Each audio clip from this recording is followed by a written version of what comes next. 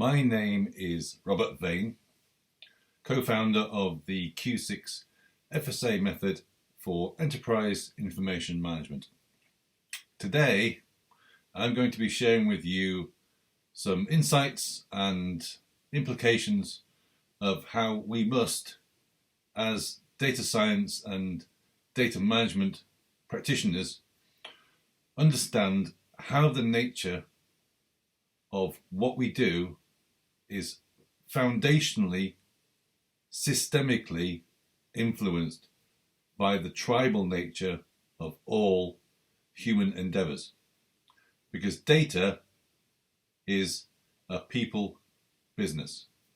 And very often, data-focused teams get so wrapped up in the technology, so wrapped up in the techniques of data, that they forget that all businesses are socially, culturally, and politically motivated.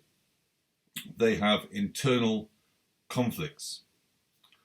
Functional units and teams resist change and defend their own interests. And this is just human nature.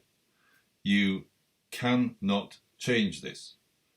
But more importantly, you must not fight it, because you will lose.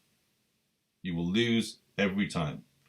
You must embrace it and learn to turn it to your advantage. This session is therefore both at the same time a reminder that very often there is no common truth. There are many truths that need to coexist together, and at the same time a guide, a mindset, a methodology, should we say, a set of principles and approaches that you can employ to manage tribal business behaviours and tribal language better. And this is to avoid the three main killers of enterprise and beyond scope interoperability: poorly managed consensus, poorly managed bias, and poorly managed granularity. The three killers of knowledge, understanding, and use. The three killers of effective business communication. And all of these three killers together cause ambiguity. And ambiguity leads to poor business interactions and insights, which leads ultimately to unhappy customers, unhappy employees, and unhappy business partners. So the next 45 minutes listening to this video, absorbing its messages, may just save you months of frustration,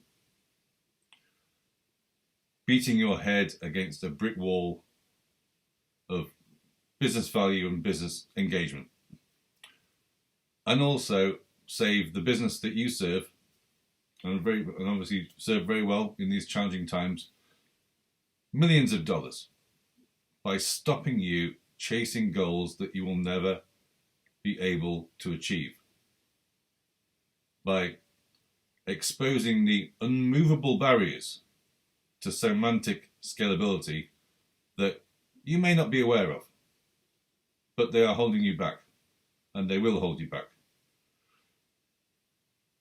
Because you will hit a semantic wall. And you will hit that semantic wall because you will fall foul of the tribal effect. But first, a little bit about my background, who I am, and the journey that I have taken to get to where I am today, to the here and now. I studied, academically studied systems modelling back in the late 1980s, which is quite a while ago. This is when SSADM and data flow diagrams were all the rage, lots and lots of systems theory, systems thinking, lots of that, and lots of visualization techniques around these sort of things. But as with many of us veteran, seasoned IT professionals, or business professionals as I prefer to be known as now, after leaving university, I started at the bottom of the tree, basically like everybody else. So I started as an Oracle programmer, spending 5 years or so getting to a grounding in software development and relational databases and design. I worked my way through that and I progressed into a database administration at the same time as what they used to call a designer, which you probably could say was a solution architect nowadays. So yeah, that's actually designing these solutions. And then became a freelance consultant about 23 years ago, and I've been freelance ever since. So as a freelancer, I got experience of many industry sectors, many styles of software development, many solution delivery approaches, pretty much seen them all, many modeling methods and architectural disciplines. Been involved in pretty much the full suite of business functions also, so sales, marketing, distribution, retail, finance, manufacturing, you name it. I've kind of seen it and got the t-shirt. And over the years, I've also gone from a very specific functional purpose, so at the coal face, so to speak, to more cross-functional and then enterprise scale levels of role and responsibility, which then has led me to enterprise architecture. Now, this is when things got a bit interesting, because it became pretty clear that enterprise scope was a challenge for many businesses. And many of the approaches that I used at those lower levels, at those functional levels, just didn't seem to fit very well and didn't really seem to scale very well either. So after a few years of really thinking about this and pondering this problem and trying to make these existing techniques and methods fit, about 8 years ago, I had a bit of an epiphany, a bit of a light shining on basically in the darkness. There was a void here, and it was a big void. Nothing seemed to fit. Nothing fitted. Nothing scaled. So I came to the conclusion that we really needed something different, something that matched the enterprise scope better. It was actually designed for enterprise scope, and especially in the knowledge and information management domains, because those domains basically underpin everything that we do. Nothing works without knowledge, and nothing works without information and communication. So that's basically my life story so far in terms of professional. I'll get to a bit more later, but so keep watching, because now we're actually going to get into the detail of basically what the tribal effect is all about. So to get to the tribal effect, we really need to start looking for root causes here. A lot of the time we basically deal with symptoms rather than root causes. We need to start looking for the root causes. We must discover the why. Why things are as they are. What is stopping methods from scaling? Well, that's easy. It's people. People are tribal. And because people are tribal by nature, so is the way they communicate. And if communication is tribal, because it has to be, because people are tribal, language, what people use to communicate, is tribal also. It just goes to follow. Now, just take a moment to think about just how many different lexicons that collections of terminology exist across a full set of business functions and teams. You know, manufacturing, distribution, sales, marketing, purchasing, finance, you know, all those different teams. Everyone has its own terminology set. There's some common ones in there, but even then, sometimes a common word has different meanings in different places. So very often the meaning is very different. Now that's fine. You know, you've got this complication there. Now think about all the additional technology lexicons that we introduce. So all the jargon that is introduced in each sort of technology, and we use so many different types of technology. So each application will have its own naming conventions, and this is just in one single natural language. If you're then operating a global business, you have to multiply that by the number of languages that you have to cope with. I mean, the scale of language tribalism is just enormous. So let's be serious here. Everyone's speaking the same language. Yeah, you know, it's a crazy idea, right? It's never going to happen. It is just not a sensible or viable option at enterprise scale. So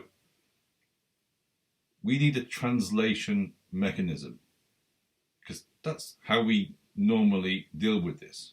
You know, when you get two people that basically can't speak the same language, you get a translator. Yeah? And the way that we do that generally in terms of language is a thesaurus. So what we need to do is employ a comprehensive thesaurus. Well, that might solve the language issue, but when individuals are grouped together for a particular business function or a particular purpose, they form an organizational tribe, you know, focused on that purpose pretty much above all else. Now, that purpose is also how organization measures performance of its managers and teams and individuals. They are incentivized to meet specific targets that relate to their particular tribal organization. Otherwise, they're going to have some difficult conversations when it gets to appraisal time. Yeah. So, such groups of people will defend their interests with vigor. They can be brutal sometimes. Finance especially can be brutal. They will resist any change. They will resist that doesn't directly either sustain or improve their team's core purpose. They will compete for power. They will compete for influence with other business functions. So any focus left on enterprise strategic activities will be the first thing to evaporate when any organization basically is faced with either a struggle or a choice.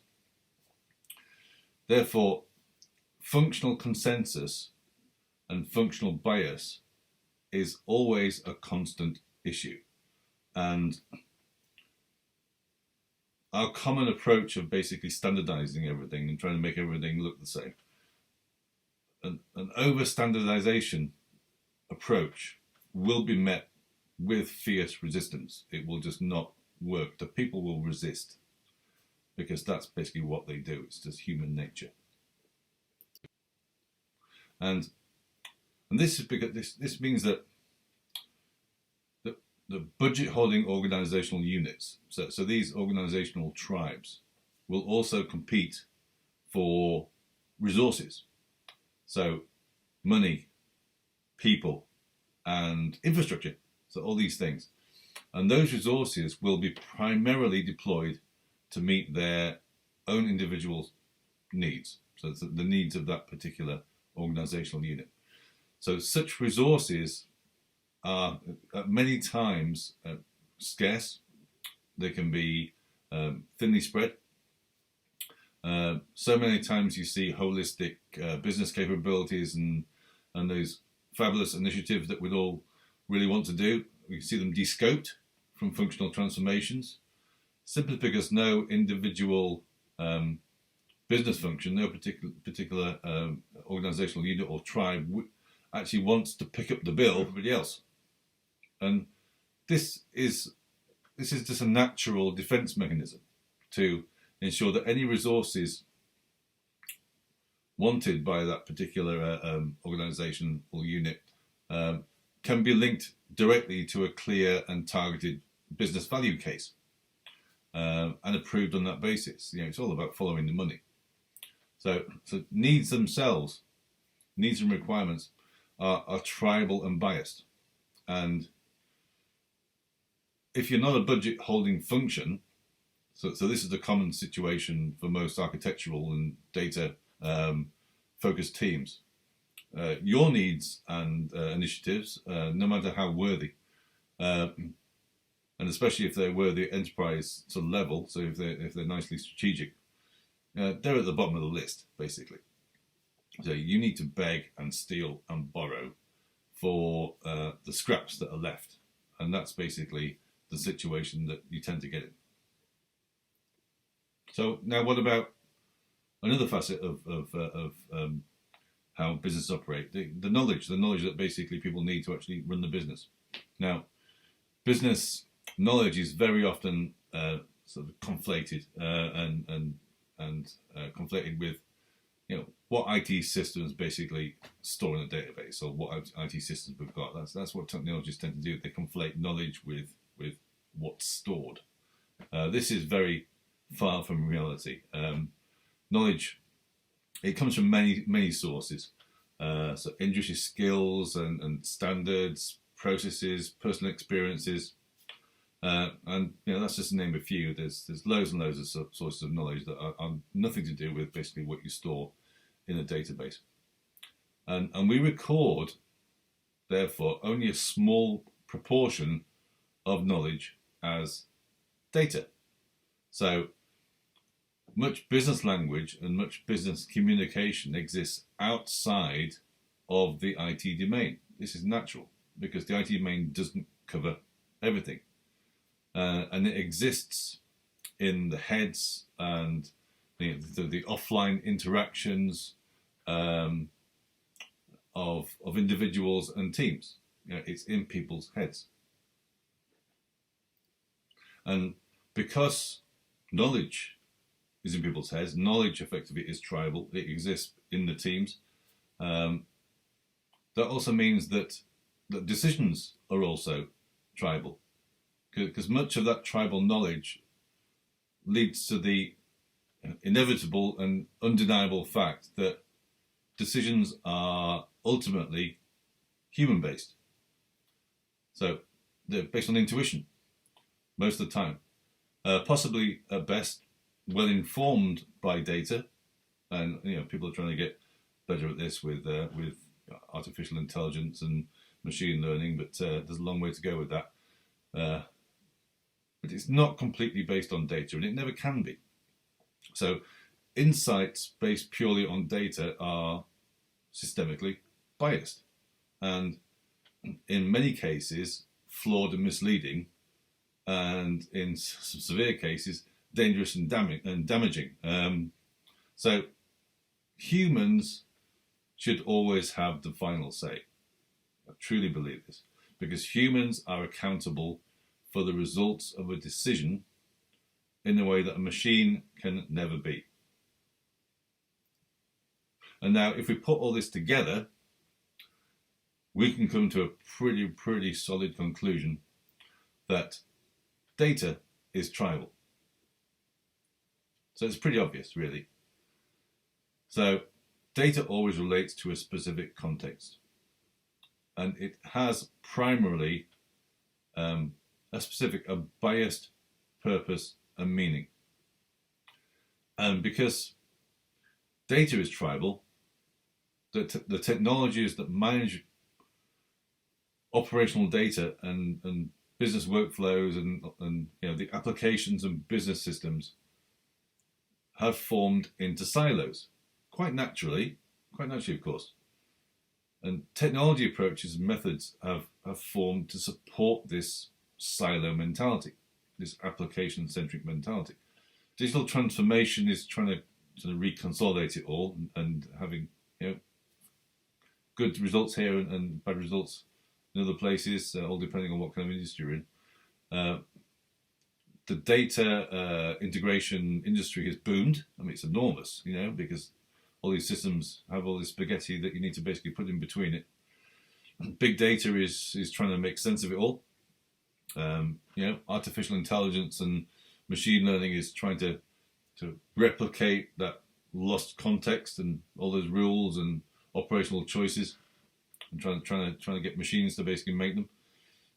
Much money and much time is being spent on fixing the unfixable, and also worse than that, fixing the unfixable downstream of where it's created in the wrong places. And this comes with incredibly hard to quantify business value. So at the end of this, what we basically have is one big mess. So interoperability is now a challenge of huge proportions in most businesses. And data modeling is trying to adapt to it, trying to meet that challenge. But it's trying to describe that whole. It's trying to solve it from the bottom up. But since the individuals charged with this data modeling activity are under most circumstances funded and led and directed by functional transformations, so they're under pressure to support those projects, those functional projects, back to back, and they have little time to think about that bigger picture. Their outcomes are siloed. At enterprise level, we end up with a myriad of models: business models, data models, functional models, organization models, all sorts of models that we need to connect together. This is the model of models problem, or the multiple of multiples, same thing.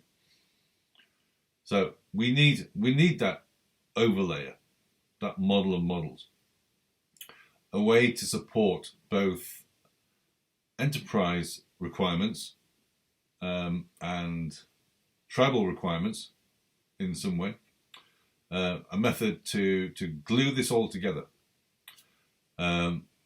a way to manage both common and tribal business language and common and tribal business communications simultaneously, and also insights as well, and also a method that can manage the three main killers of enterprise scope and beyond: semantic interoperability, or interoperability at all levels.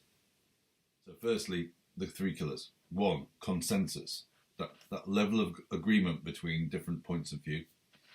The second one is bias, so the level of sort of completeness of tribal influence, or the focus basically that's maybe tribal and bias the result. And three, granularity, the levels of rules of consistency and the and how that guarantees sort of atomicity of definition. And all these things together, all these three killers together, if they're done badly, that's what causes ambiguity and confusion and bad assumptions and all those horrible things. So the problem is one of maximizing both construction and arrangement and making that disambiguous. So the business concepts and terminology across all domains of endeavour, they need to be in a single unified terminology catalogue that can describe them all. Otherwise, you won't be able to describe an enterprise at full scope. So that's impossible, right? Well, yeah, maybe not. One maximisation problem that within established set theory, and more specifically within the set packing area within that theory, it just seemed to tick all the boxes, and that maximisation problem is called the exact cover problem. And it goes like this. So in mathematics, given a collection S of subsets of a set X, an exact cover is a subcollection S star of S such that each element in X is contained in exactly one subset in S star. Wow, okay, that sounds mathematical, doesn't it? So one says that each element in X is covered by exactly one subset. So that's the maths we're talking about. Okay, so right, so now we have a mathematical precedent here, something we can work with. And so how do we apply it to this problem at hand, this problem of creating a universal set of business concepts that can describe, pretty much all business endeavors. So we've got to decide, of course, first what goes in it, what constitutes that master set of X of all concepts that we can work with, and equally important, what doesn't go in it. So what do we deal with somewhere else? We've got to decide also how to arrange all this stuff. So whatever we do include, how do we arrange it? And finally, a set of rules that we can apply to this whole process that means that we get a consistent answer to those questions I've just said. So we are developing a construction kit basically for business terminology and concepts. All technology, of course, is described with language. So what goes in it, what we decided that should go in it under this sort of approach, must be the basic construction elements of business language itself. So the Lego bricks of all language: verbs and nouns. Now we've kind of established what that master set is, so all the verbs and nouns of business. The next thing to overcome is which ones do we actually qualify for inclusion. So how do we arrange those to ensure that there is this exact cover solution? Zero overlap, zero.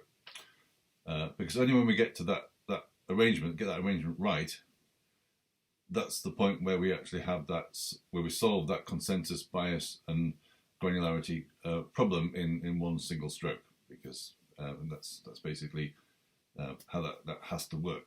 So we need some rules of atomicity that we can apply. And so here are the 5 rules of atomicity that we use for this particular approach. So rule 1. So an atomic business concept, so to make it atomic, it should be no further decomposable in order to clarify its unique verbose meaning. And there should never exist 2 or more atomic business concepts across all federated areas of subjects, across that whole ontology, that convey that same specific meaning. So this rule is there to ensure that atomic business concepts are separated from more complex types. So they have to be atomic. They need to be immutable, completely immutable and non-repeating, and defined at the very, very lowest level of granularity of meaning. But also, because of that, at the highest level of general consensus. So that's basically what we need to be striving towards. So I've used the term sort of federated subjects and ontologies here, and that's here to describe a specific level of in a classification taxonomy. So that's kind of Q6 FSA speak, but it could just as easily be applied to a subfolder with a URL in semantic web if you're doing it that style. Because yes, these rules could be applied to a number of different types of implementation of this problem with pretty much the same effects and the same benefits. So on to the next one, rule 2. So an atomic business concept should only exist in one federated subject, so one basically area of ontology, one node in a taxonomy, and such node should in turn guarantee zero conflict or confusion of that concept between all other subject area nodes, so all any other taxonomy.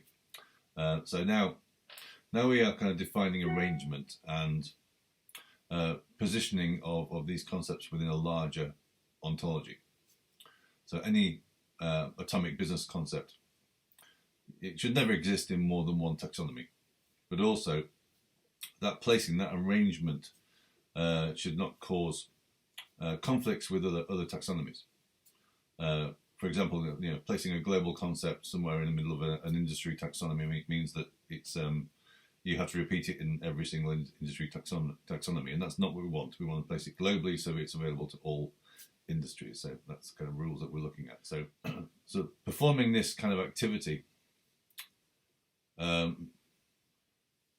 also tilts business concepts more towards sort of subject area groupings, so the areas of interest rather than sort of traditional sort of business entities. And this is because subject areas are kind of naturally less prone to ambiguity, and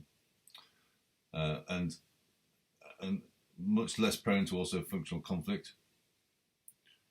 Another thing this rule states is that, and it kind of implies this, but it also states it as well, is that taxonomies must also be arranged and subdivided to ensure there's no structural or conceptual overlap between all other taxonomies. So it's also saying here there's a subdivision thing going on here that basically you need to do to actually get to the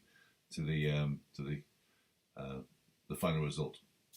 So between Rule 1 and Rule 2, this is how we actually achieve exact cover across all concepts. But then obviously we need to move on, because Rule 3 is now looking at semantic naming. So Rule 3 is the name of an atomic business concept should be a unique name that reflects its common meaning, preferably a single verb or single noun, and it should really have a short verbose description and some kind of statement of purpose or intent or use to make sure that that's also non-ambiguous as well. So we're now creating a rule for sort of semantic treatment of the nomenclature, and the meaning and the context. So we assign a short and unique name here to each atomic business concept. As I say, preferably a single verb or noun. But it should be noted that the more words that you use to label these things, the more likely it is that actually you're breaking Rule 1, because you're actually identifying a complex type rather than an atomic definition, and therefore you should be actually decomposing that further. So that introduces the Rule 4, which is the name that you choose in any given language should be the choice with the least alternative and or conflicting meanings in that language. Most languages are very rich, and we tend to basically use ambiguous words when quite often, most of the time, there's actually a less ambiguous word that we could use. So this rule is to ensure that the names that we do use are the ones most commonly associated with that concept in a specific natural language, and the name with the least conflict of multiple meanings. So this is about getting the closest linguistic match, to speak. And finally, there's Rule 5, which is a bit like the principle of principles in when you're doing enterprise architecture. Always use rules 1 to 4. So either use them or don't. So be consistent in the application of all 4 rules, and you'll find that the ambiguity will not creep back into this ontology. Well, now, obviously, this is not on its own. It's not enough. There's still lots of unanswered questions here in terms of the interoperability problem. So we still need to deal with linguistic variation and find a way to use this arrangement, this exact cover arrangement, to construct the information landscapes that the enterprise actually works with. So construct those tables and UIs and process payloads and all those sort of things. So you could say that we've kind of split the concept of the business glossary here into 2 areas. So one that deals with the structure of concepts, and and now we kind of need a linguistic library, a thesaurus that basically then completes the picture. But such a thesaurus needs to be, it can't be static, it needs to be an active one. So it needs to be one that is context aware, so it knows where these translations comes from.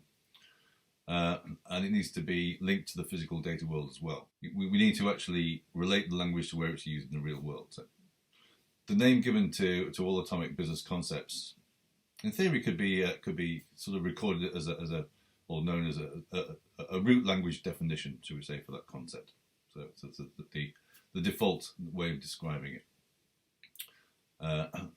And they could be created, basically, these sort of entries in a thesaurus could be created as these concepts are discovered and or recorded. And so we can then, when we have that kind of thesaurus available to us, we can then start adding inflections, synonyms, variations, plural forms, abbreviations, all these linguistic characteristics. And also start looking at natural language variations as well. So what's the same thing in a different language, or in all languages if you go global. And then we can start linking these things together to the real world and recording their physical location at the same time. This is purely the atomic level is also not enough. So we need to start recognizing both singular and reusable patterns as well. So collections, common and specific groupings of these atomic concepts at ever increasing levels of granularity, but always built from these known atomics, these known concepts. So what we need to recognize first is that most columns, properties, attributes, call them what you will, they are not atomic. So most are actually, more constructions of concepts, but they're given like a property label. So when you recognise this, this is important in reaching sort of true semantic, structural, and contextual equivalence between properties, because this enables you to deal with named properties that are sort of different, have the same name but different meaning, and vice versa. It enables you to deal with that. So I'm looking at this entry here called price per unit within the conceptual catalogue, and it's actually defined as a basic business concept. But so I'm doing a challenge on this particular term, and what I've done is I've then said, okay, no, actually I want to convert this into a complex type. So I've hit an optional action there, which has done that, and that's then spawned out a remedial task, which basically says, okay, let's define this complex type. So it's created another price per unit, which is now a proposal, and it's now a compound component. So what we need to do now is actually define what the structure of this complex concept is. So if we start first with just typing the actual name of the concept in. So I'm typing in a sort of training sentence here, and then it's going to dip into the catalogue of terms and try and find a match on that combination. So it's just thinking about that, and while that's happening, I'm just going to go back and just a quick search here within the business concept cooperative, which effectively is the catalogue of terms, and I've done a quick search on the keyword price. So you can see basically we have the price per unit here, which is the original. This is the compound that we're basically wanting to define. And there's some other things in here as well. So there's a basic concept of price in there. There's some other compounds for retail price and standard price. And there's also some inflections as well. So we have things like pricing and prices and priced within the business glossary as well. So these are things that basically the process will try and match against. So if we go back into here, so the results come back, and you can see it's basically it's found that concept. So it's kind of found the basic concept of price. It's also found the original basic concept because it's matched on the words. It's found a number of other compound ones as well, and it's giving everything a score. But you can see everything is rather vague. Here, all it can literally do is find fairly simple matches because we haven't actually made that definition very verbose. So it's finding things about units, it's finding things that basically matching on by. So the results aren't particularly very useful here. And there's some things further down that basically is based on the use cases of what I'm actually trying to look for and try and boost that score up. So the idea is the more verbose we get, the better matches we get, and also the more ambiguity-free the actual definition becomes. So I'm just going to cancel that one. Now, if we go for this one, obviously we're being incredibly verbose here, so we did expect to find pretty high scores on really good combinations of these concepts. So you can see here that the more verbose we get on the training sentence, the more concepts it picks up, and also the more chance you have of spotting these compound concepts, these reusable patterns that basically can then mean that you can define things across various domains with reusable patterns. So here we pretty much hit that first scenario. So we have enable, which is choices and outcomes within the subject area of processes and activities. We've hit this one here, which is a manufacturing one, which is base unit quantity of finished product. That's great. That's pretty much what we're looking for. We've also hit another complex one here called product pricing method. So the end result here is enable product pricing method by base unit quantity of finished product. So we basically got to the final answer here by being more verbose. And if we switch back into the business concept cooperative and actually have a look at those.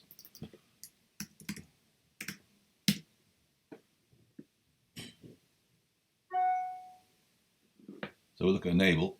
So here's the basic concept for enable. You can see all the places where it's used. You can see how this starts to build up and become very, very interconnected. There's enable.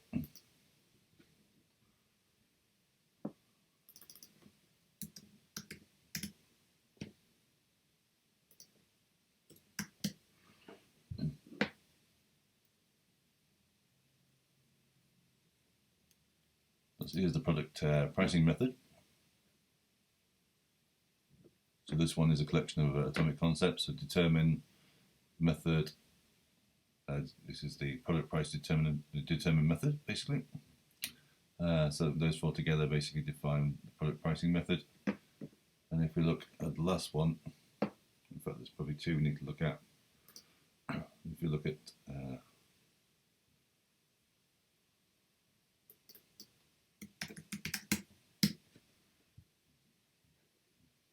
so here's finished product. So this is an assembly complete product eligible for trade. So there's 5 concepts are there.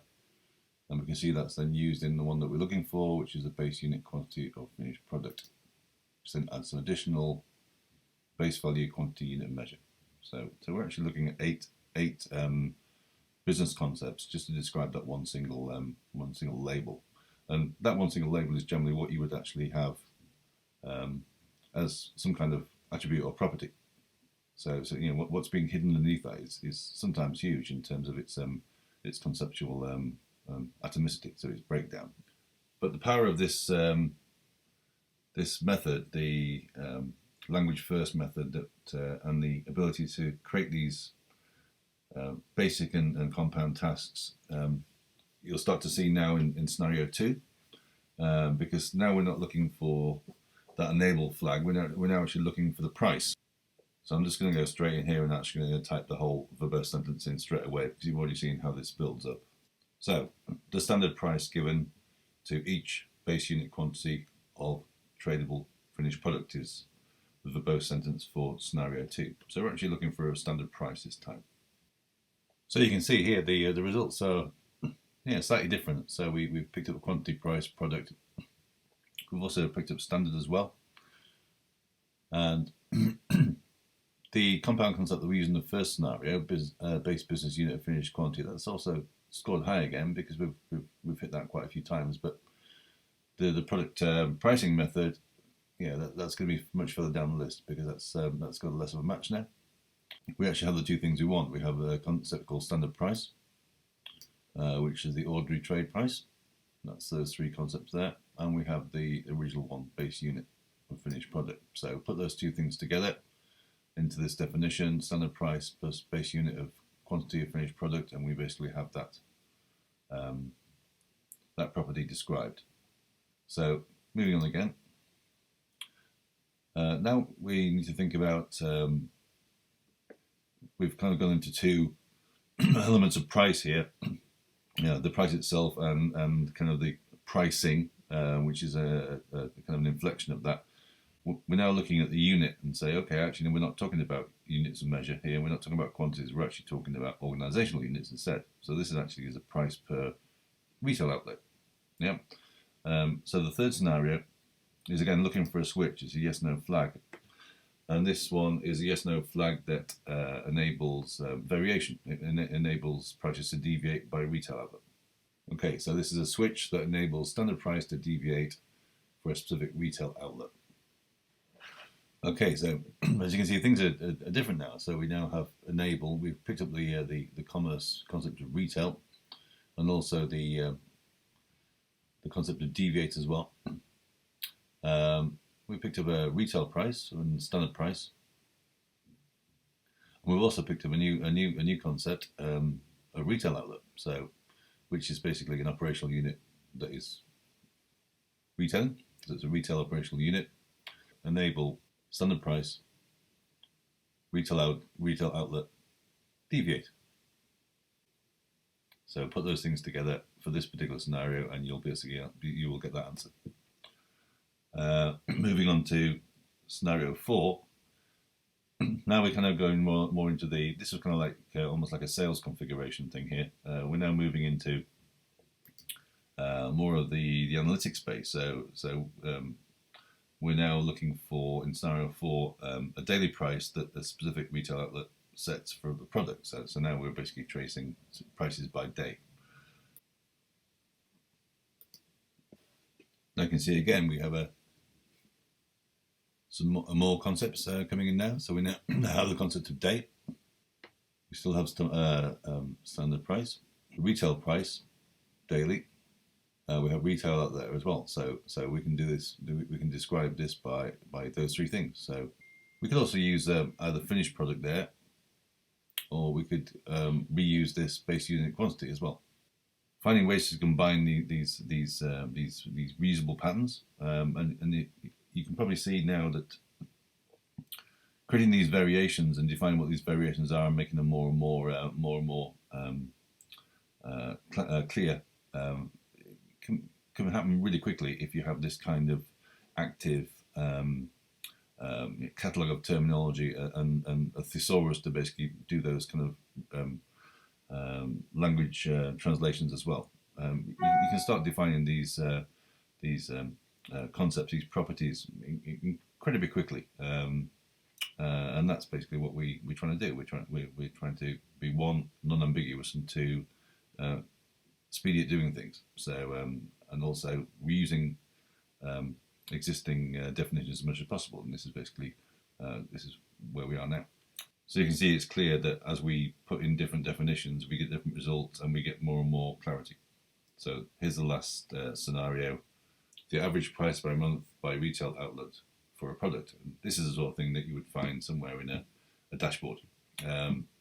So now we're taking those daily prices, we're aggregating them by month, and now we basically have a label, a concept that the business user will basically see probably in an analytics scenario. And so scenario 5 comes back, and we now have the concepts of average, we have the concepts of month, we've still got the retail price, retail outlet. We've also got an average purchase price per unit as well, but that's a purchasing thing, so we don't need to do that. We've still got the base unit quantity finished product. So all these things are basically still there. So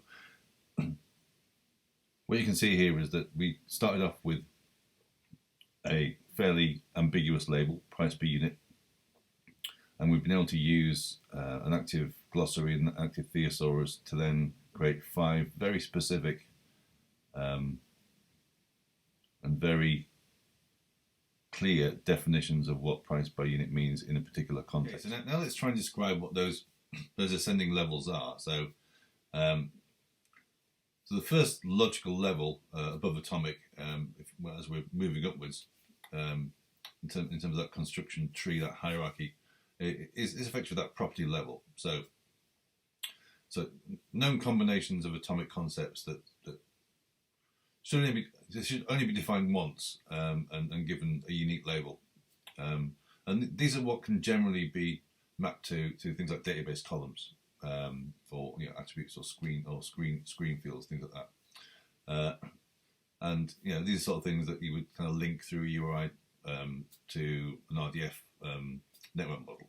It's that kind of level. So it's above atomic, but it's that usable property level. So we're therefore sort of formalizing the semantics of properties, because quite often we only formalize semantics of entities but not properties. And whether or not two properties recorded in different places, in different physical structures, are in fact the same thing. So that in fact they are actually equivalent. Next level up, which I'm going to call a reusable group, a reuse group. So again, it's another unique and common collection of properties that can be found in many places. So it's that example. It's like an address structure that's found in many places. So we're still below the entity level, we would normally call the node or the business entity level. We're still below that. We haven't actually got that level yet in terms of construction. So these are kind of label subgroupings that identify common patterns and property reuse across different structures. And these things can also be hierarchical as well. So you may well be able to build a taxonomy of these subgroups and have these groups referencing lower levels of groupings. So we have an atomic and then almost like a hierarchy of reusability. And then we get to the next level, which is, well, I'm going to call it interface, but effectively this is when we actually get to the entity level. So now we're actually putting level 1 and level 2 constructions together to form sort of business entities, or UIs, process payloads, exchange payloads, database tables, and all that kind of stuff. And more importantly, also analytics result sets as well. So at this level, you can start to become tribal. So uniqueness is now no longer important, because that's all dealt below. That's all dealt in levels 1 and 2. So as long as the underlying construction of these things are actually based on these atomic properties and these reuse groups, you don't. And they're guaranteed to be non-ambiguous and immutable, then we can start basically diverging and start creating variation. And then that leads us to the next level, the fourth and final one, which is the model. So we learned about data models. So we can collect together these interfaces, which are built from all these lower level structures, to form functional groups that can be linked to a specific application or a purpose or a module or a feature or these sort of things. So that's basically how that whole tree can basically build from these atomic concepts up to everything that basically your enterprise language, your enterprise data landscape does. So why does this matter? Why does this all matter? Well, the world economy has received a huge shock. The current pandemic is resetting the boards in many ways, and IT overheads will be a big issue whilst restarting businesses. So many established businesses are now having to start from nothing again. They will have to rebuild their customer and partner relationships. The supply chains will have to grow together at some kind of manageable speed, manageable pace. Resources during this process will be scarce. IT will have to scale downwards for a while. You can't run an IT estate that is far too big for the current need. And you certainly can't do that for too long, because it will drag you down. So tough choices will need to be made, and in a very short time frame as well. Large-scale IT transformations and migrations that we used to, they probably aren't going to be affordable for quite a while now. So that's going to be out of reach. And the temptation is to dive into MS Excel and spreadsheets. But this just kicks the can down the road for a while, and it leads to future inconsistency and scalability problems. So we need a quick and agile business construction method for constructing business systems, but one that you can build on and start to future-proof your business for the next time this happens. So we need an approach where you are not dependent or totally dependent on technology or technologists to always build systems for you. So where you can refocus on the basic business language, flows of work, communications and relationships, leaving most of that technology hype behind you. This is the model-driven paradigm. So define your business building blocks and build your business system at the same time.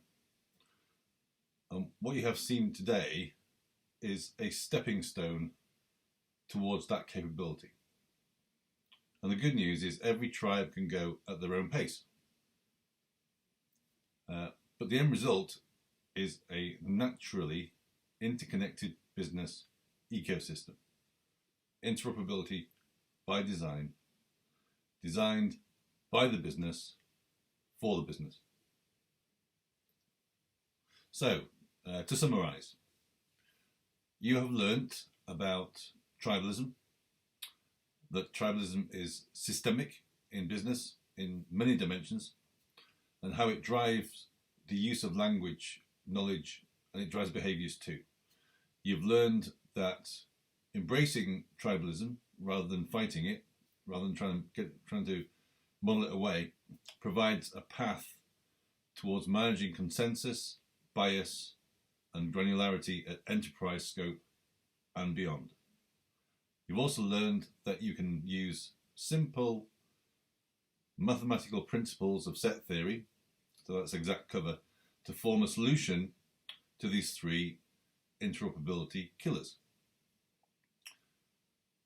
You've learned that constructing business information and business systems from atomic business language provides the foundation for a higher level of combined semantic, linguistic, and structural interoperability. And finally, you've learned a universal construction method to deliver this. One that can minimize your IT footprint in these troubled times, and one that will help you basically recover from this huge shock where your business has gone from where it was now to pretty much zero. So getting business language and communication right saves time, it saves money, and it leads to better business relationships. So happy internal teams that can communicate better, happy customers, and happy business partners. And this is the tribal effect. Thanks for listening.